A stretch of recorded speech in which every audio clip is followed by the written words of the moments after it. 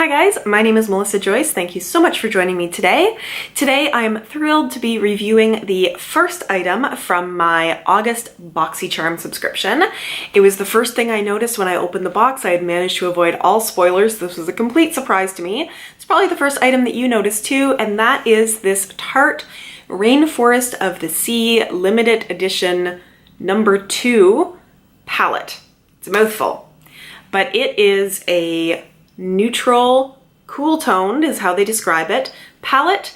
We are going to get into reviewing this today. So as part of this review, it is multi-parted, has multi-parts, has many parts. I'm going to talk a little bit about the company, not a lot, as I've reviewed Tarte products before.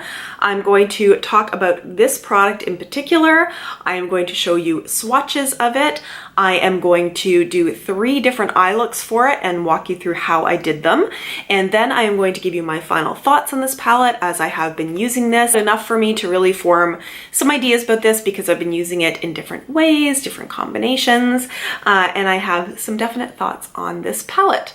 So if you want to watch certain parts of this video but not others, as always, I will have timestamps down below in the description box. And let's get into talking about Tarte. Tarte is a cosmetics company, obviously. When you think about Tarte, there's a few things that they are well known for, and that is Tarte Shape Tape. You see that everywhere. It seems to be the most loved concealer of all concealers.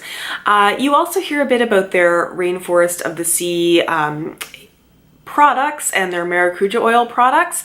So you hear about their foundations a bit, their blushes. I've heard some people really love some of their eyeshadow palettes, some of their lip products. There's a lot of stuff in their product range that I don't see mentioned over and over again in the same way that Shape Tape is, because that seems to be above and beyond their most universally loved product.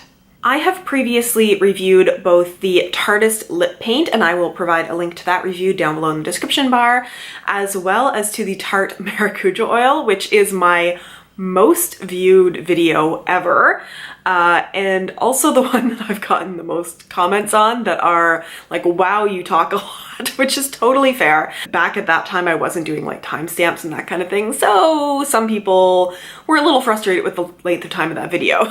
But I think because it was a skincare item, because it was a Tarte product, it just had a lot of interest and a lot of people watched that video, for my channel anyway. So if you do want to hear more about my discussion of Tarte as a company, I would recommend going to the maracuja oil review. Again, I will link it down below because I believe I got a lot more into Tarte as a company in that review. What I will say is that their general theme is that they try to combine makeup that is good for you, that has good ingredients, with glamorous packaging. The founder talks about when she started this company that you could either get makeup that was good for your skin, was very natural, that kind of thing, but it wasn't really high impact and it wasn't pretty. And the makeup that was pretty and glamorous wasn't makeup that was good for you. So this is supposed to be a combination of both. I often like to look at what a company is doing in terms of social responsibility, and Tarte does have a place on their website called Tarte Gives Back. They talk about giving and supporting, I should say, supporting cooperatives in the rainforest, giving to women's health organizations, being kind to animals, and developing eco-friendly and healthy programs. You can't click on any of those things, and without sort of doing a bunch of searching, it's not immediately obvious what they mean by the fact that they're doing all those things. So kudos to them for doing a kind of giving back, but I do wish there was more information about it so I could really understand what it was they were doing. They are a cruelty-free company. They are also, some of their products are vegan. I'm not sure if all of them are, but they do talk a lot about what their formulas are formulated without, without parabens, without sulfates, that kind of thing. And each individual product will also tell you, obviously the ingredients, everyone does that, but sort of also what they formulate it without. Let's get into talking about this palette, which is the Rainforest of the Sea Volume 2 Limited Edition palette. It is described as crease-free eyeshadows with the best-selling creamy powder formula in 8 new cool-toned shades. It says it includes 8 limited edition eyeshadows, and I will get into swatches of those in a few moments. You see the term rainforest of the sea in a lot of their products. So the rainforest of the sea, which is what they've trademarked, complex is a proprietary blend of algae and marine flower extracts that helps reduce the appearance of fine lines and wrinkles while smoothing and softening skin.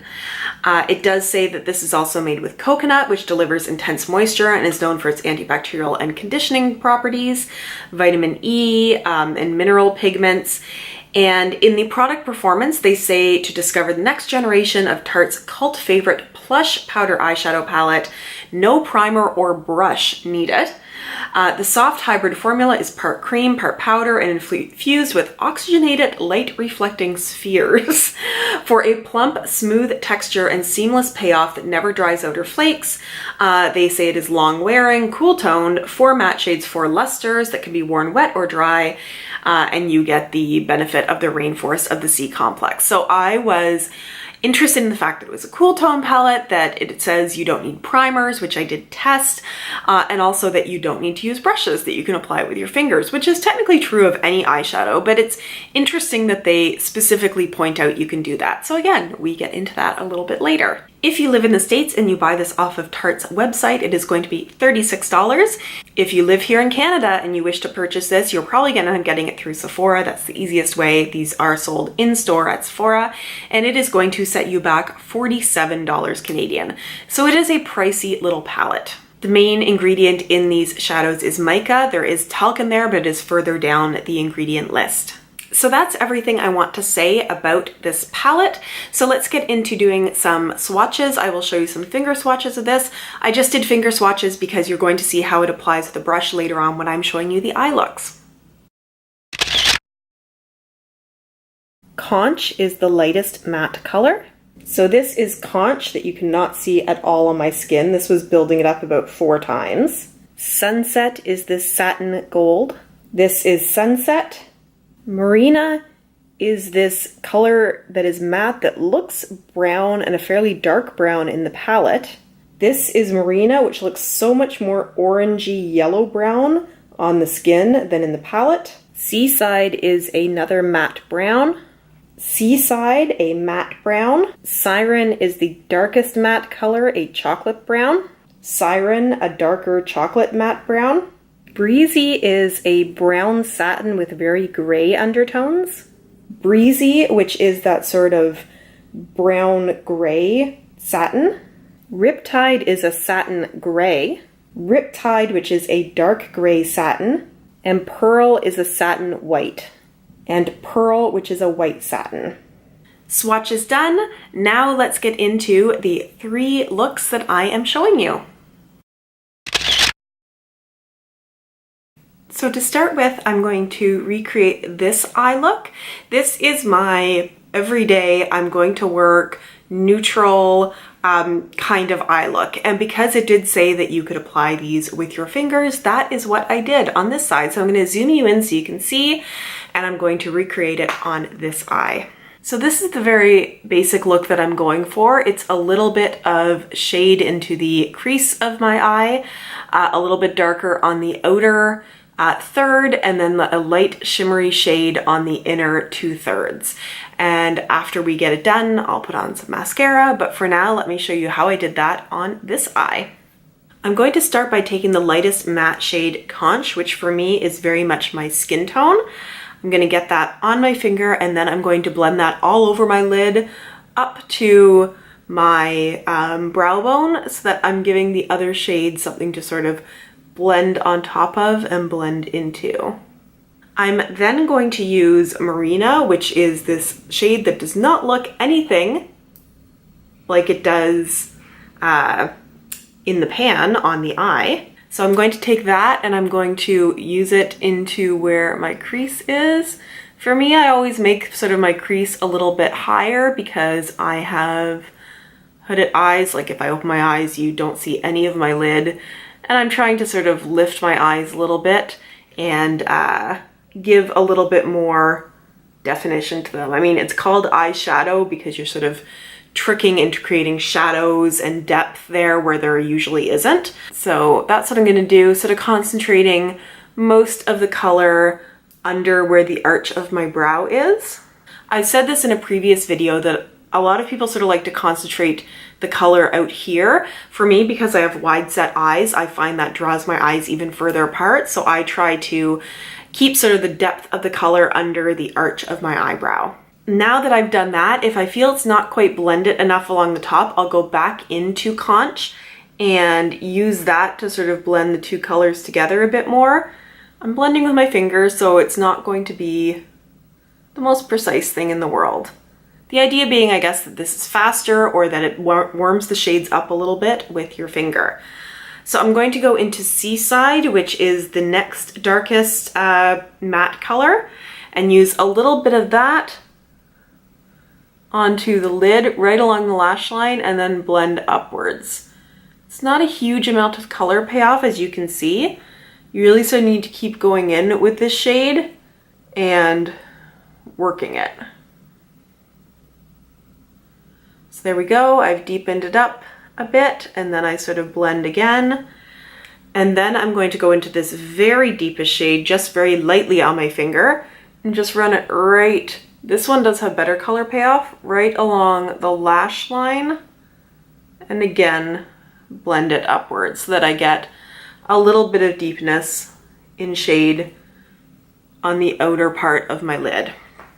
And finally, the part that I like the best is going into Pearl, which is the satin lightest shade here, and using that to pat it. See how nice that is? All over my lid. Now the hardest part here is blending with the fingers with the satin shades because it has a tendency to skip and not blend well. I mean, that's why we tend to use brushes and not our fingers.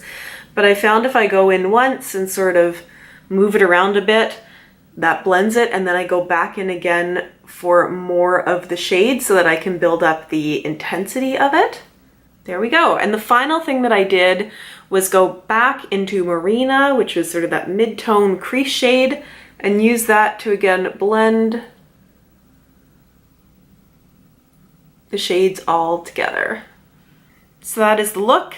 I'll just finish it up with some mascara. So this is the finished everyday look, and I used my Tarte lip paint in Rosé as the lip color for this, and I used my voluminous carbon black L'Oreal mascara as the mascara for this. And this is very much what my look is when I go into the office day to day.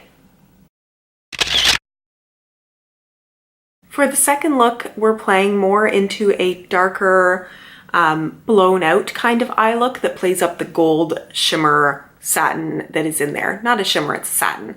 So I will zoom you in and show you what I've done on this eye, and then I will show you how to do it on this one. So you can see what I've gone for here is sort of a halo eye effect where there are darker colors around the outside, pulling into the lower lash line, and then there is that bright gold in the center. I'm going to start again with conch. I'm just using a sort of dense shader brush to put that all over the lid.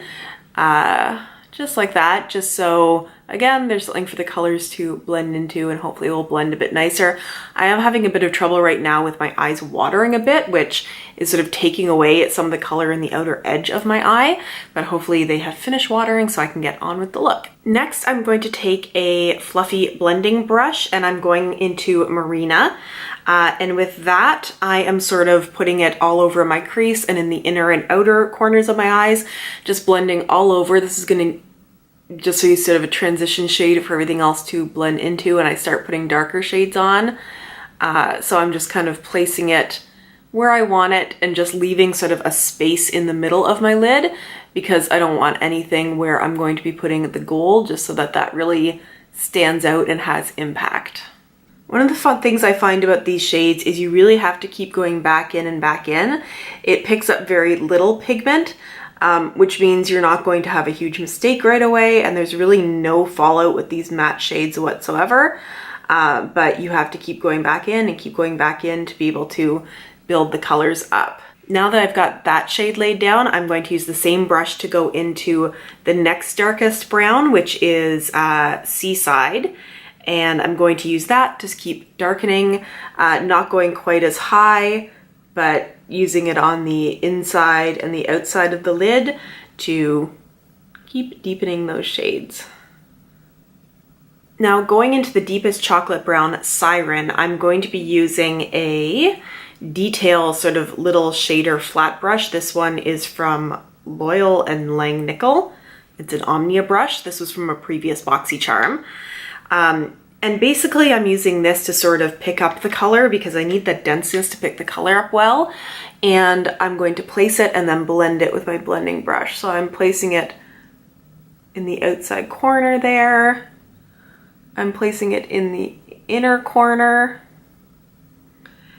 And what I'm also going to do is place it along the lower lash line a bit and also sort of pull it up and around. And this is gonna look horribly unblended at this point, but what I want to do is make it so the color sort of goes all around the eye, and then I can blend it out with my blender brush. It's a messy way of doing makeup. I'm no expert, but this is what I am doing. Back in with my blending brush. This is the one from Glamour Dolls, by the way, that I've been enjoying so much. And it's time to blend, blend, blend.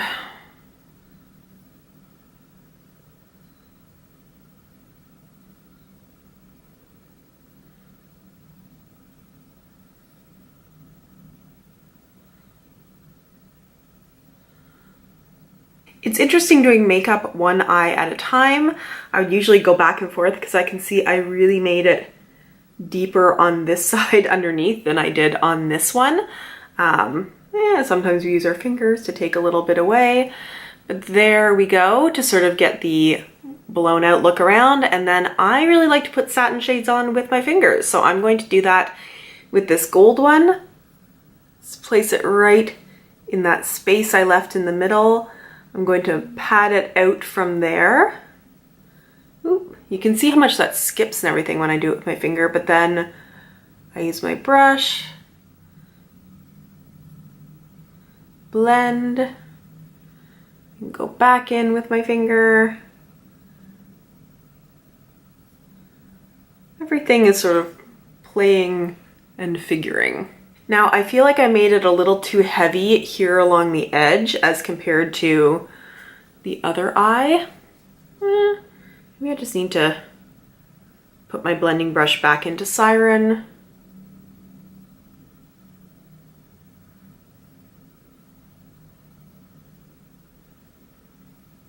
That's a lot darker.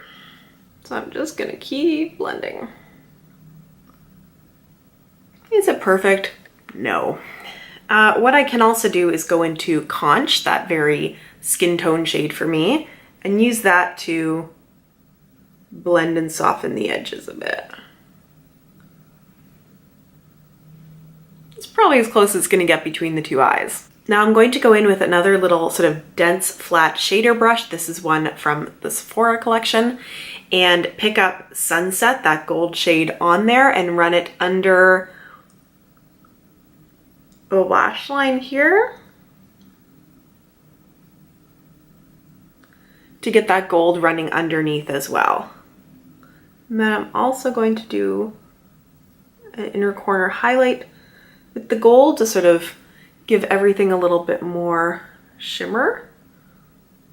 And what I didn't do on the other side, but I think I am going to do, is take the lightest touch of that ivory, which is the satin white, just use it up there to highlight a little bit, bring a little bit of lift and light to right along my brow bone, just the tiniest little swipe of that color, just to lift and lighten everything. And I'm going in with a very clean blending brush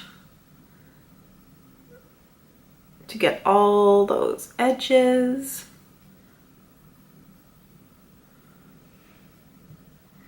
And just make everything look all blended together.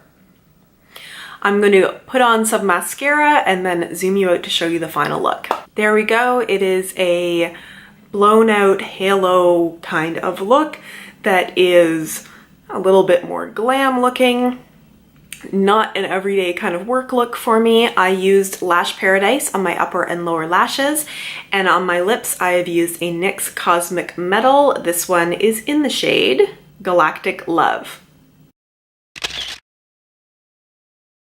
The very last look that I'm going to do today is going to play into those grays in the palette, a very cat eye black and white look. So I'm going to zoom you in and we are going to recreate it on this side of my face. So we're going to start with our friend Scotch tape. And this, it's probably best if you put it down on your hand and stick it first and then peel it up and use it. It takes a little bit of the stickiness away, which means you're not going to be pulling at your eye skin as much, which is good.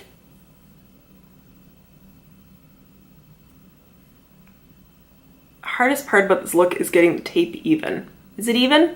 We'll find out later.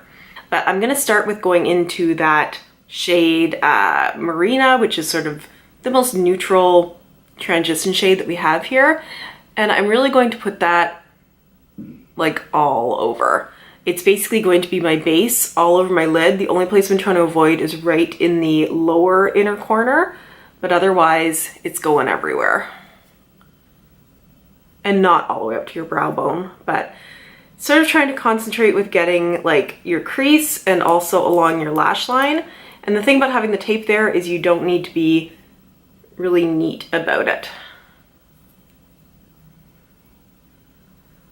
Once you have that laid down, you're going to go into Breezy, which is this gray tone here, with your blending brush. And really what you're going to do is keep pulling across from the outside in, but with most of the concentration in your crease like that, or down along your lash line like that. And I'm just going to keep working into the palette and doing that. Now, next what I'm going to do is go into the very darkest shade, which is Riptide.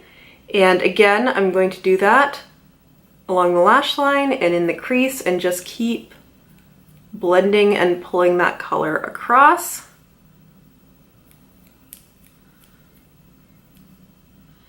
And because I do find for this that, you know, it blends really easily, but that means it blends some of the pigment out.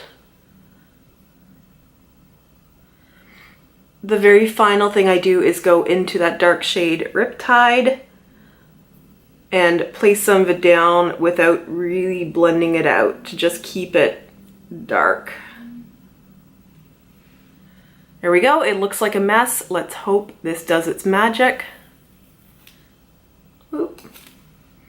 And there you go, it's kept everything in cat eye. There's always a little bit of messiness to clean up down here, but in general, it's kept everything sort of in the cat eye area without having to do too much precise work around there to keep it from going in the wrong spots. What I then did to lighten up the inside a bit was take a sort of flat but still fluffy brush into Pearl, which is the white satin shade, and I'm going to use that in the inner corner of my lid to sort of blend everything. It's still going to go mostly gray, but then I'm also going to use it into my inner corners, and I might even go in and do that a little bit more with my finger to really emphasize it, and also use it under my brow bone.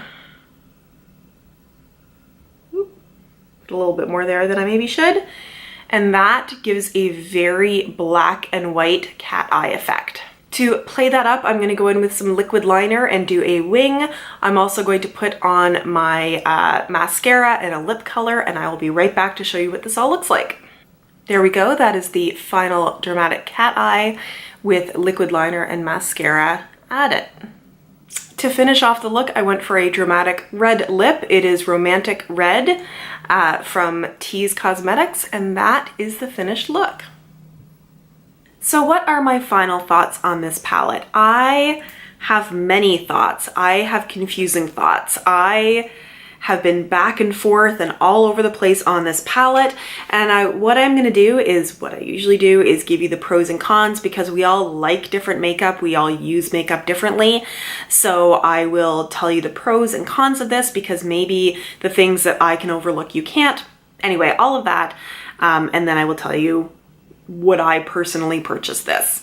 So let's start with, this is beautiful. Like, they really did a great job with the packaging on this. I mean, it's just gorgeous looking. It's got a lot of heft to it, so it doesn't feel cheap in any way. It's got the gorgeous mirror here, which you can see my camera setup. and it's beautifully laid out. Like, this just feels luxurious. Like they say, that's part of what they say. So getting this in my BoxyCharm box, I was like, oh, this is beautiful. So if you are somebody where packaging is really something that you love, like, this is nice. This feels like, it's got that weight of feeling to it that makes it feel really nice. So when they talk about not needing a primer with this, they mean it. I wore this a number of days without having, well, I actually wore it one day with primer on one side of my lid and no primer on the other lid, and there was no noticeable difference between the two. These things not only don't need primer, they don't crease, nothing like that. They hang in there. Like, these are still there at the end of the day when I'm taking my makeup off. They fade it a touch, but this is probably one of the most long wearing formulas. Like, once you get it on there, it is pretty bulletproof. Like, it's locked in. So I do agree that no primer is needed for this. The whole no finger thing, like, I don't think this necessarily does any better than any other eyeshadow at applying with your fingers versus applying with a brush. I do think that this, I'll get into in the negatives that I think this doesn't apply great with a brush, so that's maybe why they talk about using your fingers. But I do think that claim is there, and I do feel like my lids, I don't usually feel my eyelids when I have makeup on. It's not something I do, but they talked about it being conditioning and coconut. So, like, yeah, my lids feel soft. Sure, it's true that it doesn't dry or flake, but I don't usually have problems with eyeshadows drying or flaking on me. I think the two satins in here that are light are beautiful. Like, I really do like this pearl color. I think it just stands out. It sets everything off. Being that I have a lighter skin tone, it's that beautiful white that is just crisp and like white.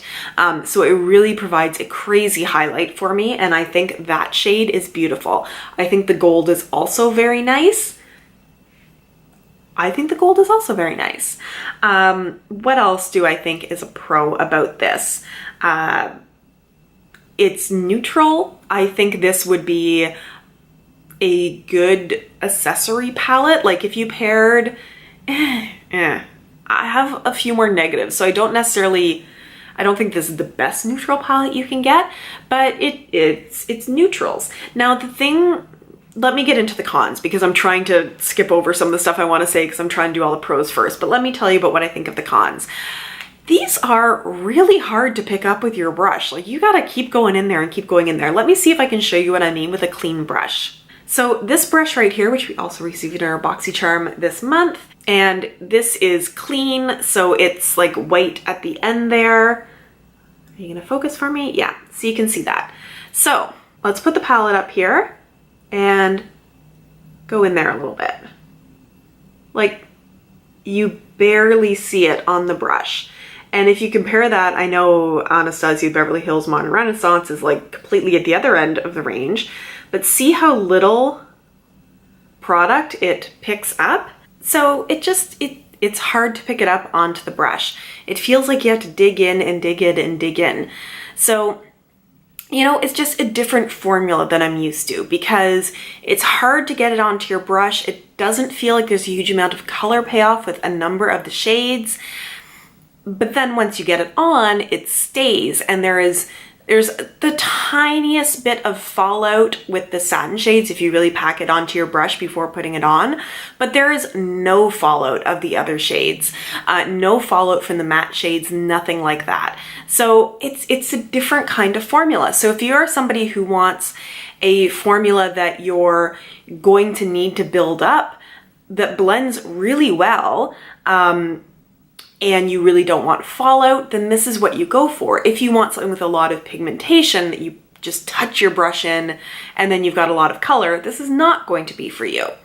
So if I think of cons as well, I mean, it's a personal thing. Okay, here's a couple things. I find that for a neutral palette, this skips a lot of the shades that I want. So, you know, these are all very light shades. These two are satin and they're light.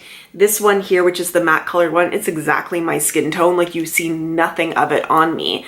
And then This one is actually lighter than it looks, but it ends up being a very orange yellow color on me, which is not really like the cool tone kind of thing. And then you skip into these darker colors. I just feel like there isn't enough of sort of some mid-range colors in here. And then you've got a lot of really dark, dark, dark ones. So because I only do makeup on myself, I can't tell you whether if you have a more tan skin tone, if you have a deeper skin tone, if this is gonna be better for you, because I just don't know that. Makeup artists, people who do makeup in lots of skin tones can say that. This girl can't say that. But for my skin tone, I feel like we go light, light, light, hardly noticeable, dark, dark, dark, and only a couple in between. It's just, I find it to be not the best neutral palette for me because it doesn't necessarily have a lot of those mid-tones that I want. I am rarely going for glamorous smoky eye. I am often going for more of an everyday look. I'm also gonna say it's a little boring. Like, there's no pops of color, there's nothing like that, and I get it that they're going for a neutral palette, but like, it's not super inspiring me to reach for this because most of your other palettes have neutrals in them. Like, there are very few palettes that don't have some neutrals in there for you. So it's a little on the boring side. They are super blendable. Like, as you saw in the eye looks, you can put them on there any which way you want and blend and blend, blend. It's going to blend. It doesn't, in my opinion, get muddy. It blends nicely together, but it's all brown and like a little bit of like gold and white and some dark, but it's not getting me all fired up. The things I am most excited about this palette are how pretty it is, how well the shades last without primer, and that you can blend this quite easily. Would I repurchase this with my money? No. No. For one, I'm just not used to working with this kind of formula, so I find it a little annoying to have to keep building up and building up and building up color with those more mid-tone shades. But also, like, if I was going to, after using this, if I was going to buy a Tarte eyeshadow palette, because I don't think the formula is necessarily bad once you understand how to work with it. I think it's quite good. If this is what you're looking for, I think it is a good formula. But I'm gonna go for one of their other palettes that has a combo of neutrals and some fun colors. Like, I think their satins here are really pretty, like really pretty. I just want something that is making me more excited to reach for it. And I wanted to say earlier, like, I first got this, I thought, okay, I bet I'm gonna test this and it's going to be like the perfect accessory palette to go with like the Blink eyeshadow palette from last month. And then you have like your pops of color and your neutral, but because so few of these end up being the right neutrals for me, it's not even that. So for me, this is a no on the rebuy of it, but I won't say from this that you shouldn't buy Tarte eyeshadow products. I'm just saying that unless you super love these colors, like if these are calling for you, go for it. But I just want something with a little bit more excitement. I just want a little bit more fun in my life when I'm doing my makeup.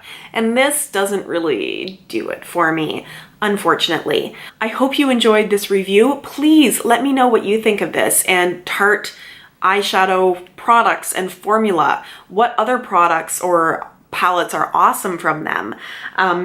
What kind of looks are you getting from this? All of that. I love to hear from you guys. I respond to every comment that I get, so leave me comments. I love them. If you've not yet subscribed to my channel, but you would like to do so, you can click on my face right here. And if you want to watch one of my old videos, I will put one up here. And if you think of it, maybe like this video if you liked it. And I will see you in my next video. Bye.